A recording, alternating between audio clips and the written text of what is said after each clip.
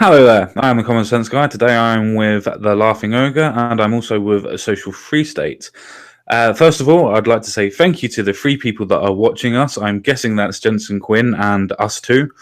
If there is a fourth, that will be Ogre as well. So I'm very happy for the people that have actually turned up because it's very, very early and I know most of our audience likes watching us at night. So hopefully this will get rewatched during the night. Yes. So what I'm going to do is I'm going to pass this over to Social Free State.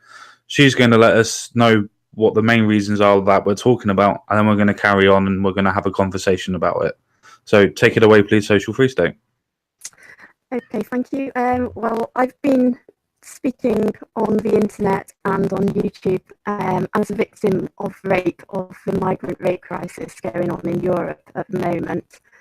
And I was in a situation where I was walking home one evening and a migrant or a person of brown skin with broken English, I don't know what his religion or anything like that was because he was a complete stranger, started to act aggressively towards me and grab at me. And as he was doing that, the police drove past and they saw that he was acting aggressively but still drove on, and that's something that I have an issue with. But he followed me home in the end, and unbeknownst to me, when I heard a knock on the door and opened the door, he forced his way into my home and he raped me in my home. And this happened a week before I underwent brain surgery for having a brain tumour removed. And I've been talking about this situation because it affects so many different people, and well, I think that I'm feeling a bit courageous enough to talk about it. So that's literally what's happened. And I've also been dealing with a case at the moment, which is a civil case, and it helps to provide compensation for the attack against me, and it's under the Criminal Injuries Compensation Authority, and they are rejecting my case for compensation because they claim that I need to have witnesses, and they were also claiming that my reason for not reporting, which was recovering from brain surgery, was not good enough reason to not go to the police when I did. So I'm documenting this fight so that other women or victims of these crimes can actually use my arguments to win a case because I'm self-representing. And then also... Yeah, you've also set a legal precedence as well, haven't you? Because you're the first one to actually win your tribunal. That's true, I have. I managed to set precedents in the case that I didn't come forward because I was too scared to, with regards to being arrested and possibly imprisoned for racism. And that has happened to Rotherham victims, and it has actually happened to school children who have been arrested for asking to be seated in a different group to those who are Asian or non-English speaking. That in itself is a stupid thing to be arrested for, isn't it? Sorry, I don't really want to sit here. Can I just move somewhere else? That's now classified as racist? Yes, apparently so. Wow, that's scary. That's really scary. We used to call that white flight. What's got well, and it's in its actual term. I know it's kind of funny, but we call it white flight, and some people go so far as to say that it's a form of white genocide when you say, well, you can't move, and eventually the culture's snuffed out. Myself, I don't really want to go there right now. What I'm curious about, Social, is you said the man, and I listen, of course, we're not going to have you relive any details, but you said the man raped you in your house. Yeah. And even after that, you wanted to leave that area where obviously when you come in the door, these things are there. It's there where it happened. And now they're saying that you are racist specifically because you want to leave this place. Yeah, well, people, the reaction that I've had in telling people so as to get support has been pretty cruel, actually. And people do find that do call me racist. And most of my friends at that time were of a different race, and so in telling them, they felt that I was being racist towards them specifically, and so they stopped, being supportive and stopped our friendships in reaction. That's amazing. Just because that they may be of that racial demographic, if we persecute one, we persecute all. How much of a collective ideology is that in itself? If we persecute one for one specific crime, we're all persecuted. Yes, that's terrible. That's amazing to me. Worst kind of groupthink that I've ever heard of, right there. Exactly. Well, Go on. there's an issue with when I was talking about the police driving on as well. That's again is another collective problem, because in the UK we have something called PACE, and PACE is Police and Criminal Evidence Act 1984, and that allows the police to stop and search in order to prevent a crime from happening.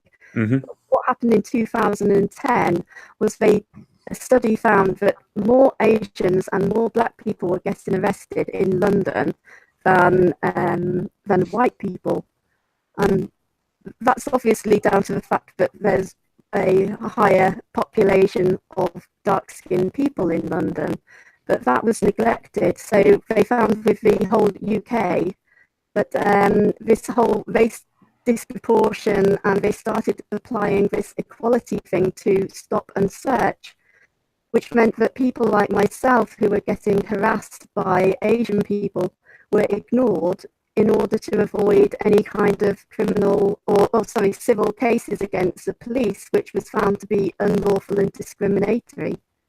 Yeah. And that again is, another collective issue that we have, especially with legislation and political correctness in society today. Definitely, I definitely agree with that. The whole collective stupidity of the police. So we've had lots of people come forward from the Rotherham cases and the Newcastle cases and the other ones that are out there as well. They're the only ones I can think of off the top of my head. So if I missed you out, I'm sorry. But those are the only ones that I can think of. But yeah, so many people come forward so many years before all this come out, and collectively the police decided to ignore them because of the racial points that they thought that they were going to go through. And that's just absolutely stupid to me. You're not there to police race, you're there to police. You're not there to make discriminations or judgments on whether or not to arrest somebody because of their race or because they don't know what's going on. You're there to uphold the law, not to actually decide whether the law upholds to the person you're trying to arrest, because that's what you're doing. You're judging before you've even gone through any sort of point of cases. And that's where the police have, in my opinion, completely and utterly fucked up, because you can't judge case by case. You've got to assess case by case. And there is a difference from assessing the case to judging the case. Yeah. Well, interestingly, what the study also found, that there was less of this disproportionate stop and search going on in the north of England. And of course, during that time was when the Rotherham problem was happening. So they were not arresting or stopping these crimes against these children based on the fact that they feared law cases against them from these marginalised groups, which of course they couldn't afford because their budgets have been cut as well.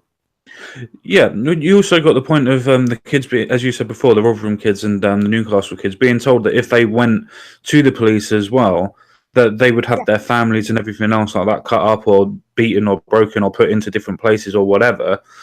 And yet when the kids did eventually go to the police after having that amount of courage to be able to do that, whatever year it was, still realizing that the police did absolutely nothing, and there was a possibility of that actually coming back to haunt them because they would have jeopardized their family.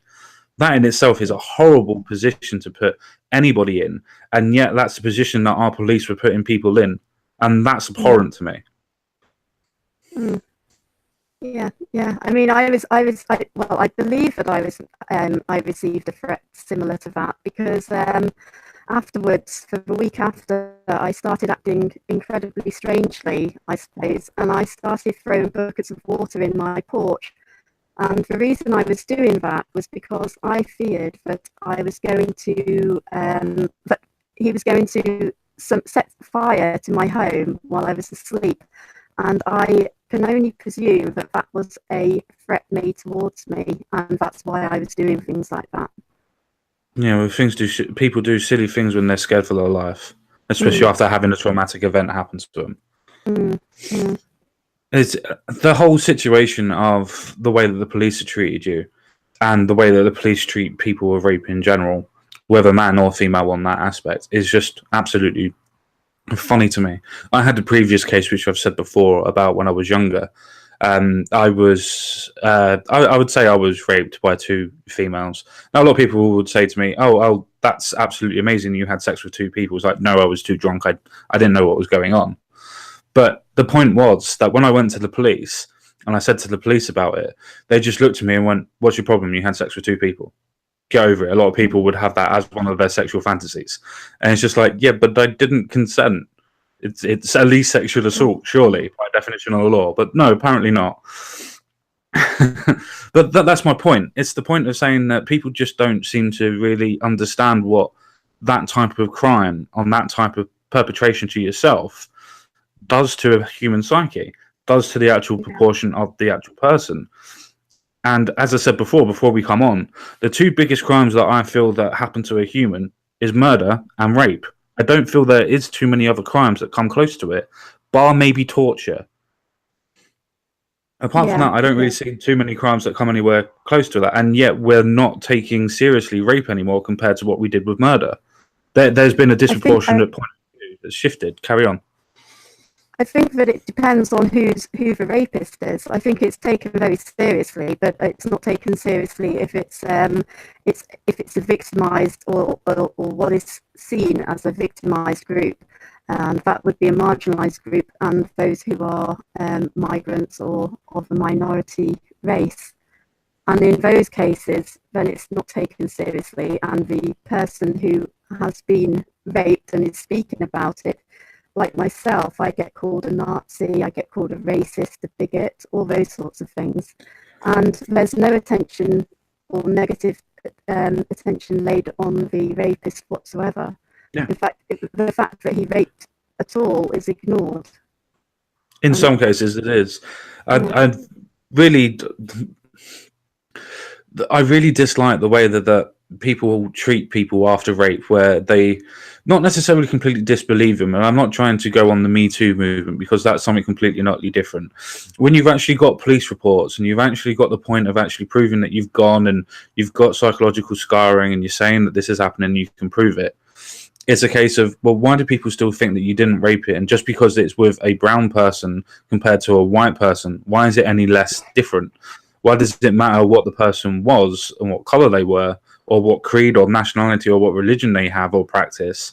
Why does that matter? Surely the perpetration of rape is what matters, not what they are.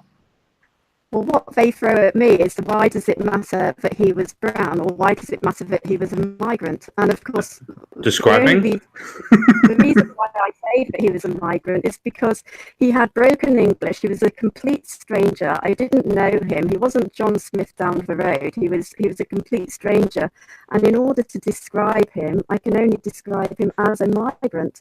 And I don't think that is an issue, or should be an issue.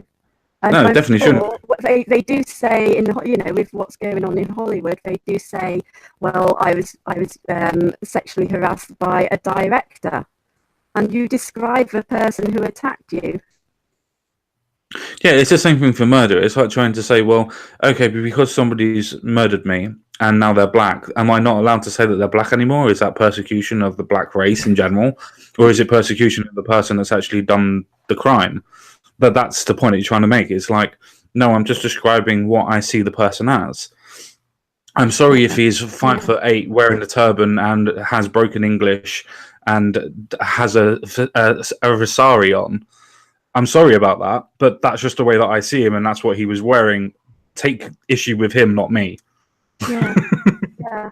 And of course, one of the other reasons why I mentioned that it was a migrant and stuff is because it is a mass problem happening within Europe and the UK, and I believe that that's down to political correctness, because it's preferable to ignore the crime by the police and actually deal with it due to this hyped up political correctness which we're dealing with. Yeah, I mean, as you quite rightly said, we've got the political correctness of the police, but then we've got the the forcing of multiculturalism that's in the internet or on the people, where you tell your story how it is with just the facts and no prejudice or anything. And yet, as you said before, you get called Nazi, bigot, you get called all these names under the sun by the left and the right. And these are supposed to be the people that are either supposed to protect you because you're a woman from the left and you've been raped, or for the right's perspective, you've been raped by a woman and it completely confirms their confirmation bias about all immigrants. So surely you should be a protected species, but yet you're not. You're being denigrated all the time, worse than the rapist would be. Yeah. I mean, with regards to the right, what they say is that, or what some of them have said, not all of them, of course, is that I deserve to be raped because I had voted for the left in the past. Now, that's quite, I mean, that's a strange one because being Welsh, I voted for the Welsh National Party. So you kind of question their logic in that sense. So, yeah, I mean, a lot of the people don't understand the politics in the UK as well. So they might have assumed that a Welsh Nationalist Party is a right-wing party, but actually it's left-wing. Yeah. To be honest, though, it doesn't really matter what your political leanings were. Just because you may have voted a particular way doesn't give the person the right to be able to rape you or to hurt you or to do anything.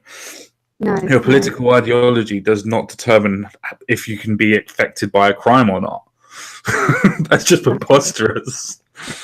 No, and you know what's funny to me is I see racism in this situation, but it's not from you at all. I see, okay, we had something here very similar to what you were talking about earlier. It's called stop and frisk.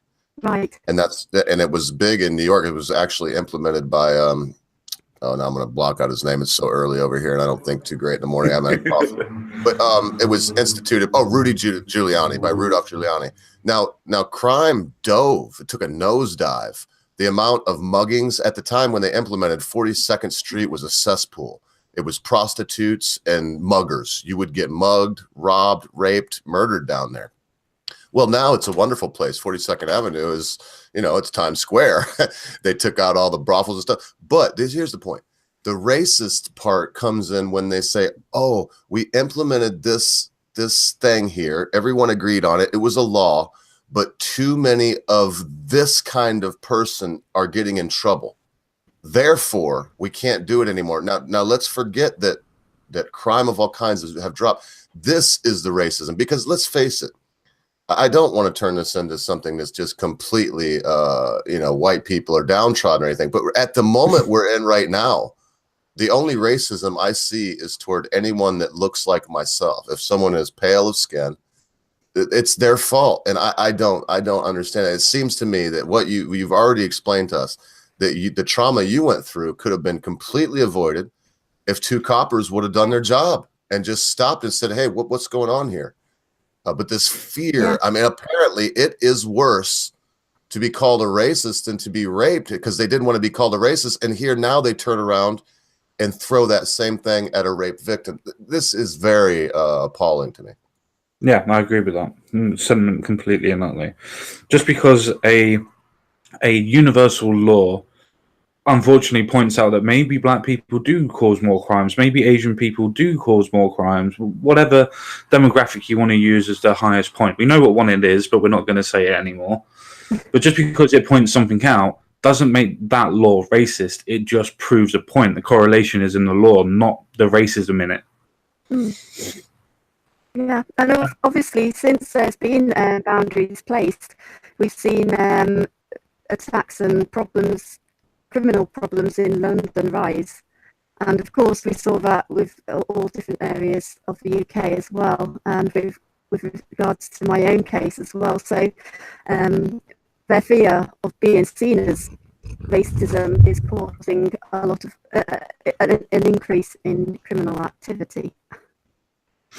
Yeah, but that's the thing though. Once people realise that they can get away with certain crimes, whatever crimes there may be, it might be something as small as starting to call people names and the police just walk by because they don't want to deal with the racist aspects of arresting them. As soon as you let the little things go, the big things mount up.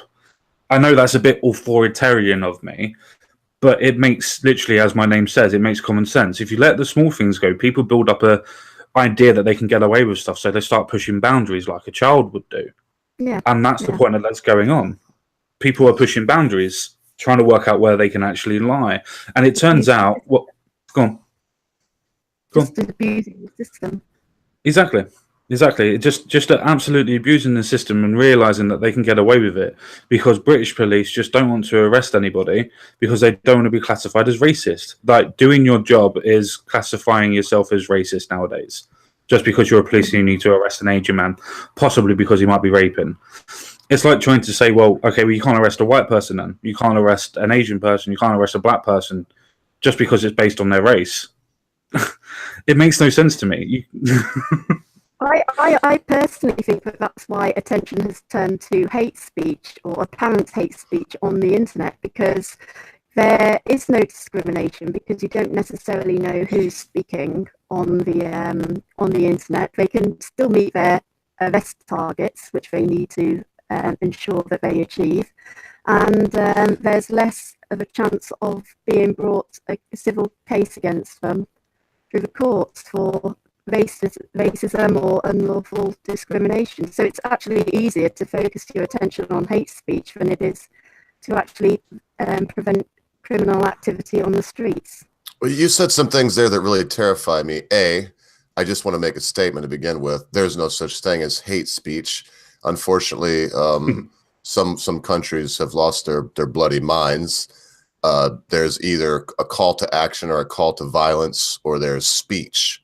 There is no such thing as hate speech. That's ridiculous. That's from thin-skinned, lily-livered pussies that can't get their act together. With all due respect to anybody that's that way. But here's, excuse me, I'm so sorry. But here's the biggest issue. You said arrest quotas. Yeah.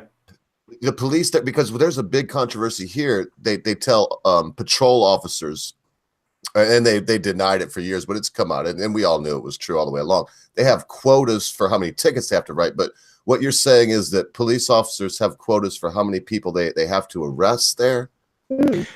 It's not so much quotas for how they arrest, it's quotas for trying to push a new law. So say, for instance, obviously, as Social was saying about political correctness and new internet laws stating hate speech, for its first implementation, they have to go hard on the laws to say, well, there's been a 300% increase. It's like, yes, because you've only just introduced it. So they proportionally do it to increase the stats. It wasn't a crime last week, in other words, but now it is. So there's a 300%. Yes. Exactly. That's exactly it. Yes. Now that made me laugh. But also they have to ensure that there's, no discrimination within the prison system. So they do need to ensure that they are, their prisoners are representative of the population as well. Oh, it's funny that you bring up the prisons, because the prisons are now predominantly turning to Muslim demographics. Most people that go to Muslims now are now most people now go to Muslims. Now most people that go to prison are now being converted to becoming a Muslim or going to Islam, because that is the main gang that's now in there, where everybody has to either join or they're going to die or get hurt. And that's the reason why Muslims in itself, or the religion of Islam, is going up so high, because they're included in censuses as well. And then when they get released, they obviously then go and try to convert more people. Yep, Tommy Robinson will tell you all about that. Exactly. Yeah. It's a damn dirty shame too. The prisons, the idea that any government is going to try to titrate or regulate or control the amount of any demographic in their prison, that is now, I mean, we are really going down this spiraling, unbelievable rabbit hole to me as an American. But that is the most terrifying thing I've heard so far, more terrifying than the rape problem that we're discussing. Because now we're talking about this young lady, or any one of us could be walking down the street in London, And if we look cross-eyed wrong, if we're the right color, the police officer is motivated to arrest us, and then the judge is motivated to actually put us in prison. Yeah, That's bad news right there for any Londoner, any Britisher. Yep. With regards to what you were saying about the hate speech, interestingly, we have freedom of expression here in Europe, and the guidelines include, they do state that there's no definition as to what hate speech represents, but they do say it's any hateful comments towards groups such as race, religion, ethnicity, nationality, gender, sexuality, but they don't mention disability. And this is something which I'm investigating at the moment, because obviously to disregard that group within hate speech is an issue, because those groups, with regards to mental illness, they are probably more prone to saying and making hateful comments. Like myself, I'm dealing with trauma, so that would mean that I'm dealing with a mental disability at the moment, and I'm probably more prone to being hateful with comments on social media than other people. Mm-hmm. And to not provide any legal representation for disability with freedom of expression in regards to hate speech is discriminatory in itself. Yeah, no, I was going to literally second your point of view, but for a different aspect. So they put everybody else down that you can't talk hatred towards these people, but they completely and utterly miss out disabled people. So does that mean I can go and look myself in the mirror, or go to yourself and start calling you names, or any disabled person names, and it wouldn't be classified as hate speech under the law anymore? Because that's how they've actually worded it. Yep, that's how they've worded it, yeah. So you could actually do that and get away with it, because the guidelines prove that there's no support or help, especially in legislation, with regards to hateful speech towards those with disabilities. Ha! We've got them. We've got them. They've completely and utterly discriminated against disabled people. They are their own worst enemies. Discriminated within their discriminatory legislation. Exactly. These type of people are absolutely amazing. You can't talk ill about these people, but you can about these, and it's just like, yeah, well, you kind of proven a point that you're actually saying that you can discriminate against these type of people by listing the people you can't. Yeah. Did you not realise that? I'll tell you the terrifying thing about that. I'm not sure if you've ever read this person's piece, but Mark P. Mostert, he wrote a piece called Useless Eaters, and it talks about disability, a genocidal marker of Nazi Germany.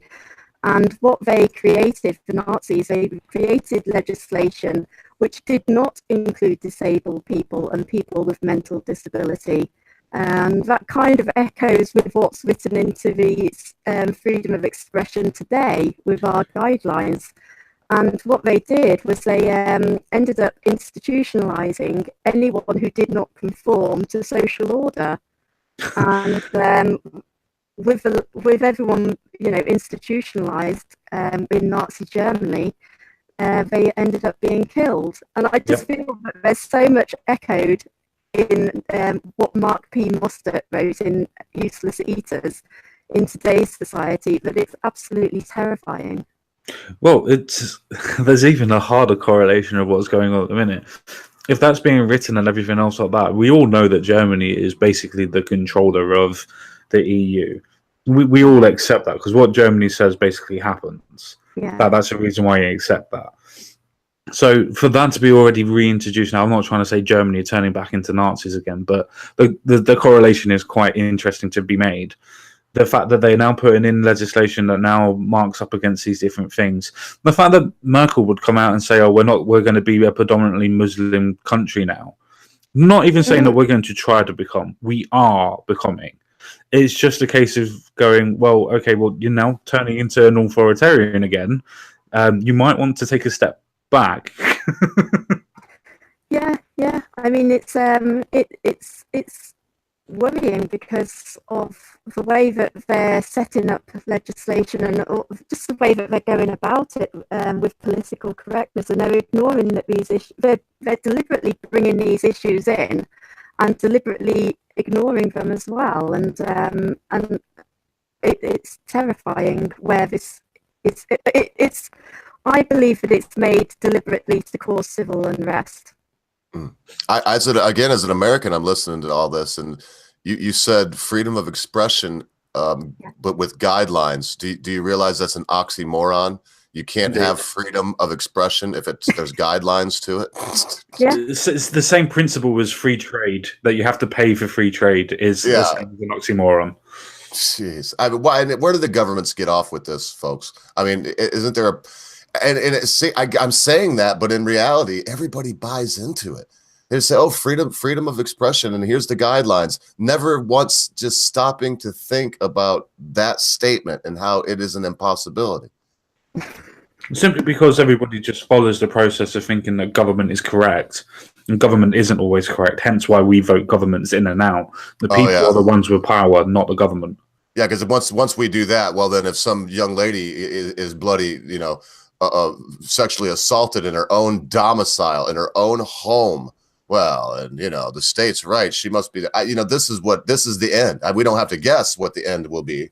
We're visiting with someone that has dealt with the pain of the end. Mm-hmm. Exactly. And the demigration of both the left and the right afterwards from the people, so to speak, not even from the government. The people were brought into this idea that you're in the wrong, social, because you voted left, apparently, and you opened the door to somebody to let them come into your house. Apparently, you're the one that's in the wrong. Not the fact that somebody actually follows you home, harassed you, tried to basically break into your room by house by false pretenses, and then was able to do whatever he wanted to do, so to speak. And then you're still in the wrong, not him. I don't understand the logic of people anymore. No, it's hard to understand. And now, if I'm not mistaken, and if I'm jumping ahead, Common Sense, just tell me and we'll get to it. But the person, I almost said gentleman. I'm just, yeah, don't do that. Yeah, I know. I'm used to being polite, right? But I don't want to be polite with this worm, this person. Yes, I do. They've never been brought to justice in any way. No, they haven't. In no way. They're walking free the streets right now. Yeah, the problem which I had a good relationship with the detective on my case, and he explained that the problem which we have in this mixed cultural society is that in our culture, people will go by one name, which is, John Smith or something like that. Whereas in that culture, they will have various different names applied to that person. So they can go by any of those several names and therefore get lost within the system. So it's virtually impossible. That's not right, is it? That can't be right, is it? Because then they have to go back to the Middle East, haven't they? I mean, there's no reason for them to be there if they don't even want to pick a name and go with it. So the detective told you that basically they can't get this guy because he has aliases. Yeah. Well, I mean, with respect to the detective that's your friend, it sounds to me like he may be towing a bit of the old police line, where he's going to defend, because that just doesn't make sense. We deal with I mean, look at the Cockneys. They invented the rhyming slang. Not only that, they have nicknames for everybody and everything. Does that mean that if somebody from that culture rapes or robs somebody because they know them as Mickey and Tommy and Jimmy and Johnny and every other kind of alien, then they can't find them? No, they would never say that. I believe that even in that, when they say that, this is a case of, why social? It's so terrible that you went through all this, but, and when they put a but in there, it's a conjuncture. They're turning the thing around. They're going back in the other direction. So really what they're saying to you is, we don't give a fuck about you. We care about this. This makes me a little vitriolic. I apologize. I think there might be something else to add to that as well beforehand. It might not necessarily just be the aliases that social and the detective was meaning. It might be the fact that he is an illegal immigrant. At the end of the day, we don't know. And if he is illegal, then there's no documentation to prove who he is, no matter what, anyway. Yes. Well, that's an issue, isn't it? It's a problem, and we're not supposed to talk about it apparently, but we can see again. We can see what happens if these things. Anytime society says this topic is taboo and is not to be discussed, well, that is a culture. That's allowing that thing to flourish, whether it be the incest problem in some parts of the world or rape culture in some parts of the world. Because don't we hear this all the time, Common Sense, about how we live in a patriarchy and there's this big rape culture, and then our sister here is raped, and we're told that, oh, we have to, it's not our culture, but that's my head's spinning with this stuff. Well, it's the whole process of, in my opinion, and obviously, Social, I'd like you to continue after I say this to put your own opinion in as well, please. But in my opinion on this is the fact that multiculturalism in itself has come to the point where we disregard the individual completely so we can look at the whole perspective. And I think that's where we're going completely wrong. It's supposed to be, overall, we're supposed to agree that everybody's equal, but have differences, and every individual is different, but we treat you all the same. That's the whole point of multiculturalism. The point that we treat everybody the same, but we know that they're different. And I think we're missing the last bit, to be honest with you. It's the case that we just want to treat everybody exactly the same. And unfortunately, as Mr. Sargon would say, all cultures are not created equally. All religions are not created equally. All people are not created equally. And that's the process that we have to remember in ourselves. That's right. And us picking ideological sides just doesn't work anymore. Yeah, and I think you're right. Collectivism has been absolutely applied and painted, as the generalization to all these different cultures and different ethnicities. But with that collective sort of outlook, all these crimes are taking place because there's a fear, all these fears with regards to multiculturalism and being seen to reflect on it in a negative way, and we are taught not to think like that, and that's being brainwashed into us. Yeah, no, it's exactly what you said at the beginning. Not to try and put words into your mouth, please correct me if I'm wrong, but as you said before, the police were so worried about being called racist than doing their own job. That is the problem of collectivism and the point of multiculturalism. The point that they have now got so brainwashed, the police officers, thinking that not everybody is created equally and they can't do this because they are going to be arrested for it. And it's like, no, you're the fucking police. You arrest people for breaking the law, not you doing the bad thing. You do it for actually breaking the law. Yes. Go and do your job. Yes. I think also, sorry. Yes, carry on. One of the problems that I think we have as well is this huge issue within our legal system where civil cases, you open the floodgates to civil cases where everyone's racing in saying, oh, I've been discriminated against, I want compensation. When our public services have such a lack of funding in the first place, and they risk that kind of lawsuit against them where they will lose even more funding on the basis of possible discrimination, then they have to be acting particularly cautiously. So I do find that our whole legal system is absolutely backwards anyway at the moment, with this fear of civil cases and compensation claims that we have ongoing now. No, it's exactly as you say. I mean, we always moan on the internet about how the feminists do this, the feminists do that, and yet we don't even consider properly anymore what the police are doing from the same forces of ideology that are being forced upon us on the internet. So we're now losing our culture, we're now losing our freedom, and yet the people that are supposed to be protecting us are not able to protect us. Now, if for some reason we were able to get protected from the police to a point, we then have to go through tribunal systems as what you did, as in civil cases, to be able to find out if we can or we cannot be actually heard, to be able to prove that our case is correct. Now, I'm sorry on that point. If you've been investigated and you're actually can prove that you've had things done to you and things like that, then there's no question that it happened. It's just a case of did that person do it or not. But that's the difference that I would say on that bit. But it's a case that the person in itself needs to be caught, not coming to the point of saying, oh yeah, he's got different aliases, or sorry, he's an illegal immigrant, so we don't have any idea where he is. Did you check? Did you check the DNA system? Right. If there was any DNA, did you put that through and see if there was any sort of matches? Did you ask in any communities if new people have arrived or anything else like that? You know, doing simple police work, like knocking on doors and finding out where he come from. Yes. He can't have been too far away. Those are the questions I was asking myself also. Well, the problem with my case is that I actually reported it 3 years later, and the reason why it was so long in me reporting it was because, one, I was trying to gain memory back, having had brain surgery, but also I think it's a natural reaction anyway that many people who have suffered this kind of trauma do lose their memory. And I think there is a time allowance for that, which is 2 years, but mine was 3 years, which they were disputing, and they continued. Well, they were arguing up until the tribunal case. So I applied 2 arguments that I wasn't able to remember for 2 years, and then when I did remember, I was fearful of being arrested for racism.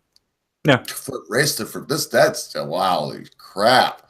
I mean, I still got to get it through my head that people can be arrested for racism. That is bloody nuts. It's crazy. Well, I mean, if the racism involves beating somebody with a hammer, or okay, but if the racism involves, fuck you, you kike.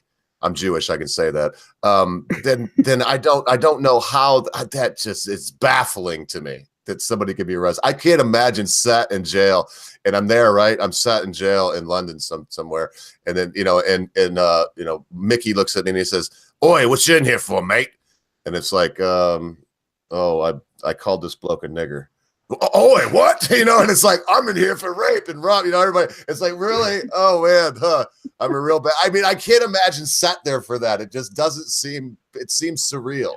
But even if you were sat there for that, as you just quite rightly said, everybody would be moaning at you for being a racist because they would think that your crime is worse than rape, murder, or whatever. Yes, that's insane. And that's the scary thing. That's the scary thing. Well, that's one of the reasons why I self-represented as well, because I do have such a huge lack of trust in the legal system.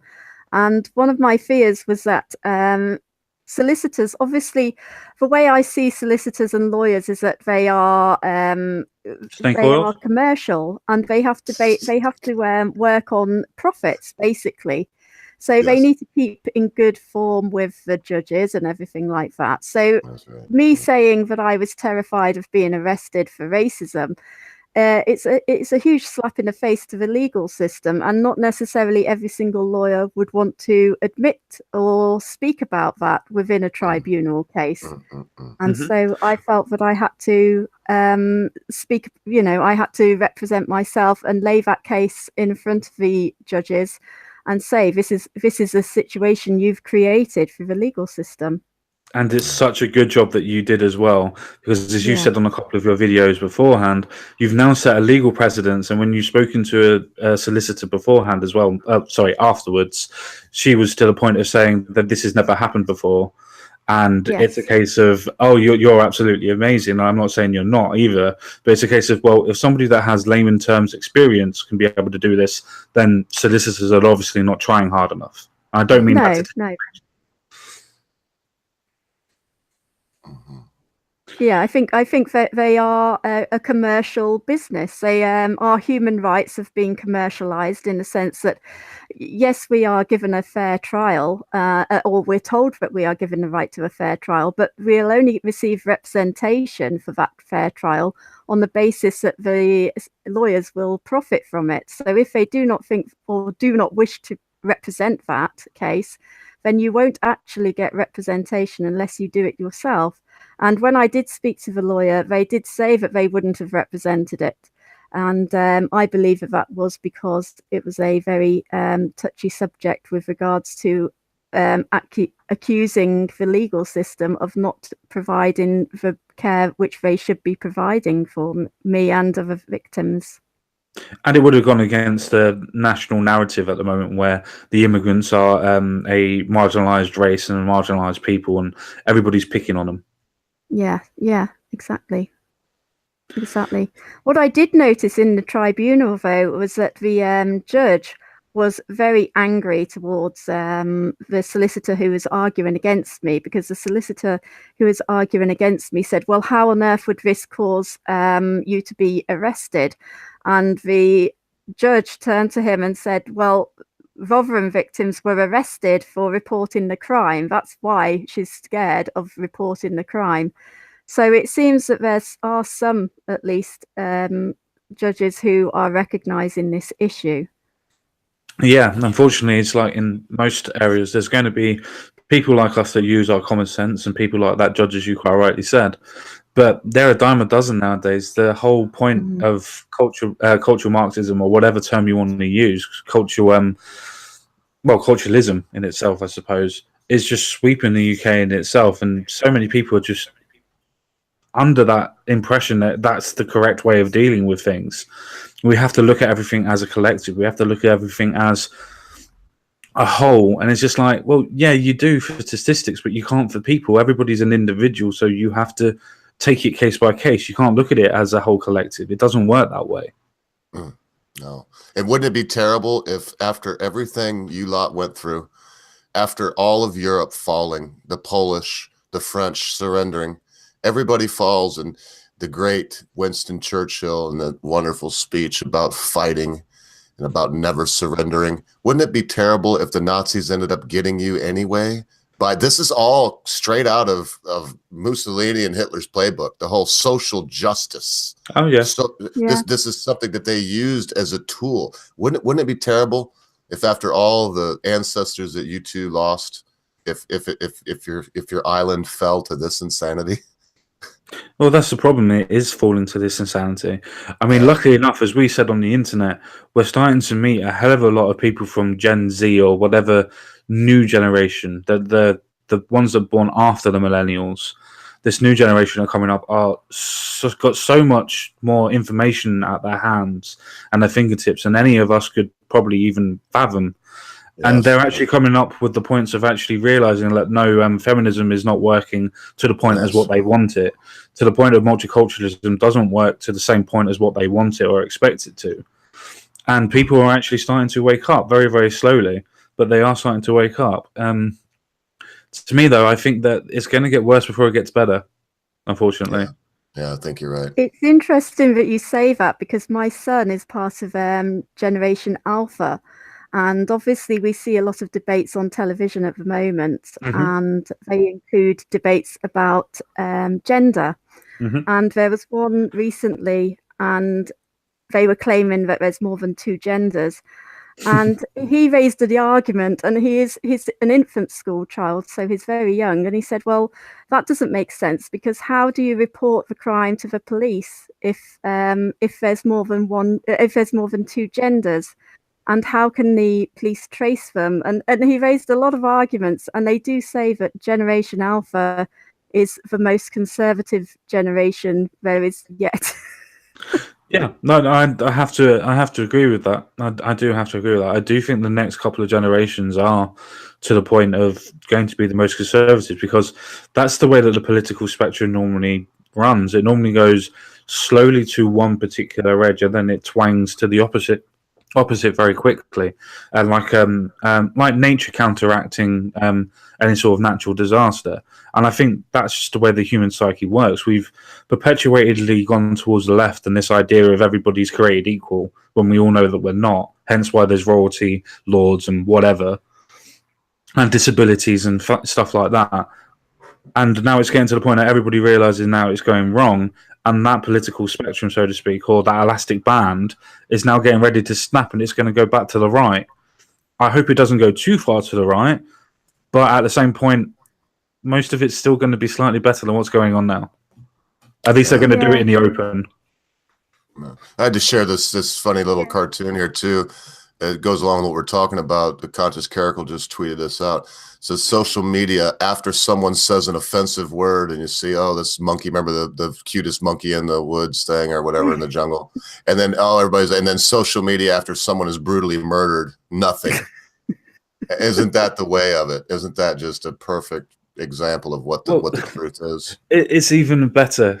I know that it's not on there at this moment in time, but it's even better to the point of you've got this whole uprise about this T-shirt being having a little monkey on it, and the fact that there was a black child that had their mum and him consent to it and thought it was actually cute for it to come out. You have all of that outrage, and yet people are running out of water in Cape Town. And where's the outrage? Where's the outrage in that? There is absolutely none. People are probably getting ready for civil war, and yet nobody's even reporting on it. And that's the difference in moral outrage. People are now going, well, we're now going to be more and morally outraged at something that's racist or we perceive to be racist than to people actually dying. Yeah. Oh, yeah. They don't care. I mean, sorry? Pardon me, ma'am? It's used as a distraction. Yes. Very much so. Yes. Yeah. And I mean, right above that, Caracal is from South Africa. Yeah. And right above that, he's showing this shot of 5 attackers, going into this house. They shot the man. Luckily, his sister was able to get out the back when the panic room pushed the panic button and then got out the back door. But you see, we can't talk about this. As a matter of fact, it said sensitive material. And let me show you the picture. This is what's amazing to me. Before I could see this, this black and white security cam shot of the attacker, and then these others, it said warning. This, in fact, when I went to retweet it, let me see if I already retweeted it. I can't do it again. It said, warning, this contains sensitive material. Are you sure you want to view this? This right here, this picture that any 2-year-old, 3-year-old child could look at, and there's nothing to it, that's traumatizing or anything. But what does it do? It shows that I can see 2, 3 different people of color, I guess I've got to say, black people that are here to kill this white person. And of course, it shows the break in the narrative, doesn't it? It shows the break in the narrative that black people are being oppressed, so we can't say anything bad about them. It goes to the actual point of what is happening to Social, where she goes on to different bits and pieces when she talks about her videos, and then talks on the Young Turks, because I know you like to do that quite a lot when you go on to their pages and talk to people about that. And you've got those bits where people are having their narrative broken by somebody that is completely and not racist and not against any immigrants or anything like that, but breaks their narrative by saying, well, no, this actually happened to me. And they can't deal with it because it breaks their politics, because their politics is a case of my feels are better than your facts. And then you've got somebody coming up going, well, my feels and my facts tell me that I was raped by an immigrant, but yet you're telling me you didn't. Yeah. Well, it just breaks their narrative. They completely disassociate the criminal then, and they say, well, no. You were raped by a penis. You weren't raped by a migrant. You were raped by a penis. Yeah, that's your favourite one, isn't it? That's your favourite one as well. You've said that one. That's actually happened in real life as well. And someone said that to you? Yeah, she's got the screenshot.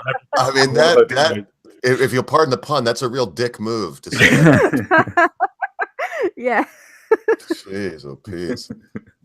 Yeah, people don't care. They defend the migrant. And the problem, I just got kicked off Twitter for 12 hours by some feminists because I mentioned a pussy hat. The problem is these same people, they say, oh, we're out here to defend women. And then you got a woman that could use some defending. And oh, no. That's not the right kind of woman. You weren't raped in the right way. Sorry, lass. Yeah, you weren't raped by anybody that was on a casting couch, and you weren't raped by anybody that was trying to get a better job or anything like that by a white man that you served his power. You were raped by somebody who actually wanted to rape you, rather than actually using it. And I certainly didn't call him big boy. So yeah, I'm the politically incorrect one there. Jeez, I like that. Well done. I like that one. Well, cheers.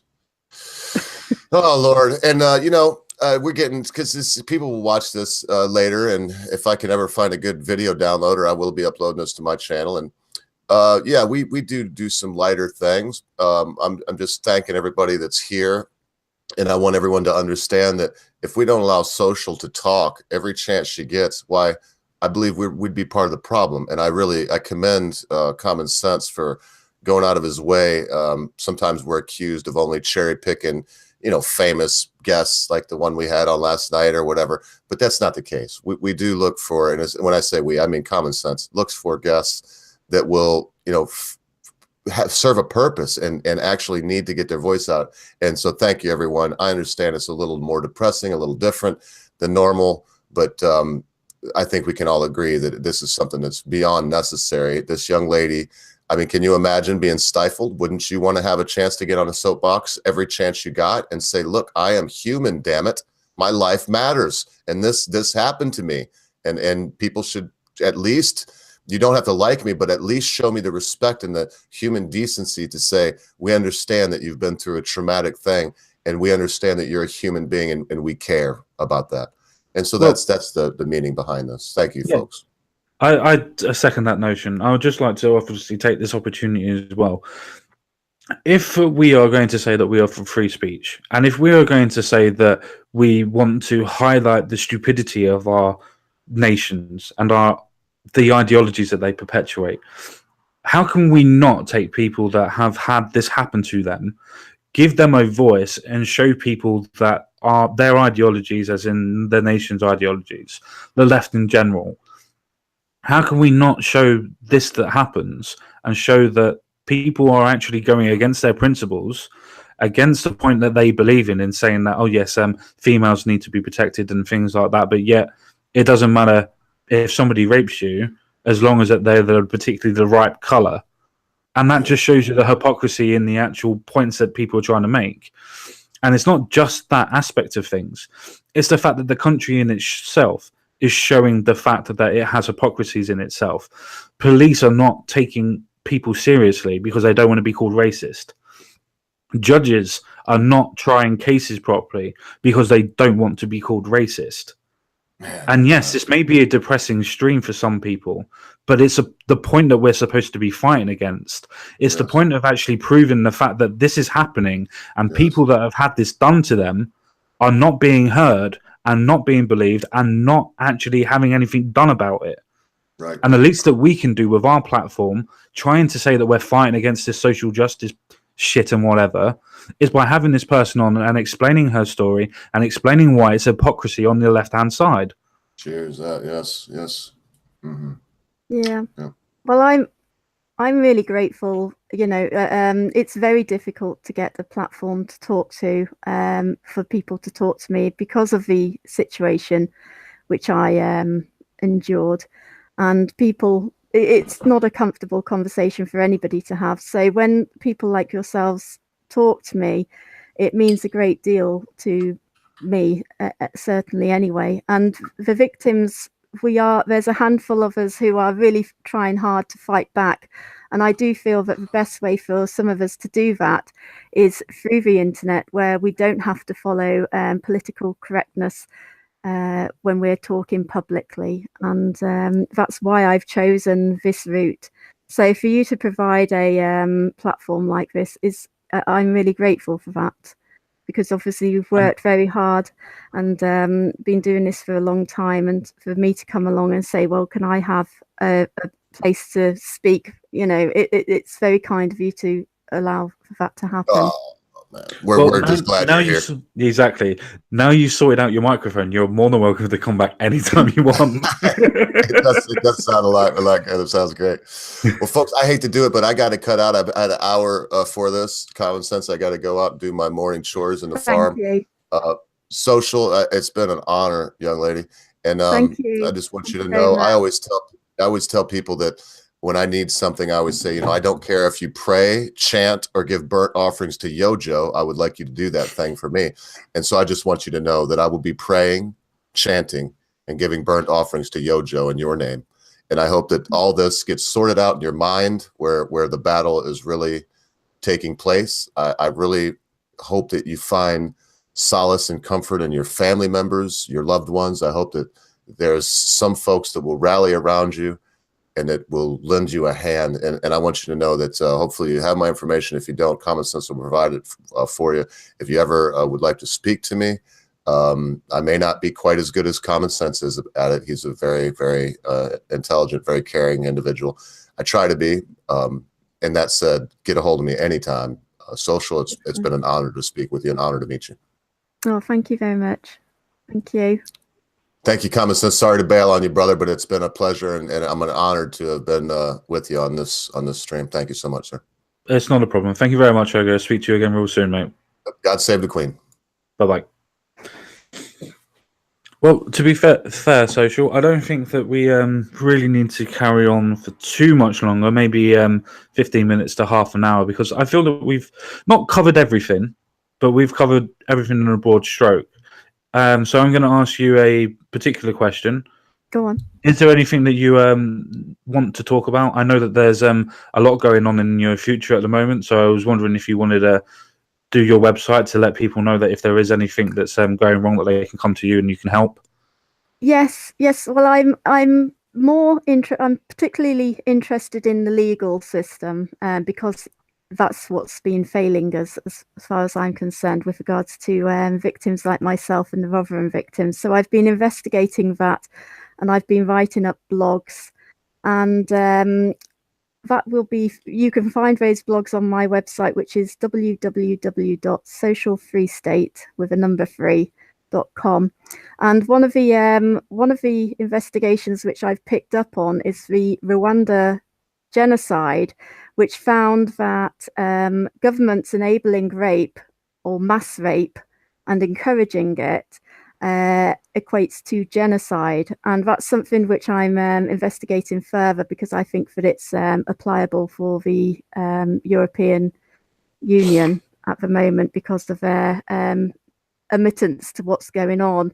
They've accepted the fact that multiculturalism has failed, and yet they continue to invite it in. So it's something which I'm investigating at a much deeper level, and I'm using academic pieces and legal and academic law and all those sorts of pieces to come to my conclusions. So I hope that will be interesting for many people. I suppose it will do as well. I like the fact that you've got the website as well to be able to help other women like yourselves and other people like yourselves in your position. I know that you had the opportunity to work at a particular law firm, so to speak, or solicitors. It's unfortunate that you had to turn it down. I understand the reasons why, because you're obviously looking after your own child.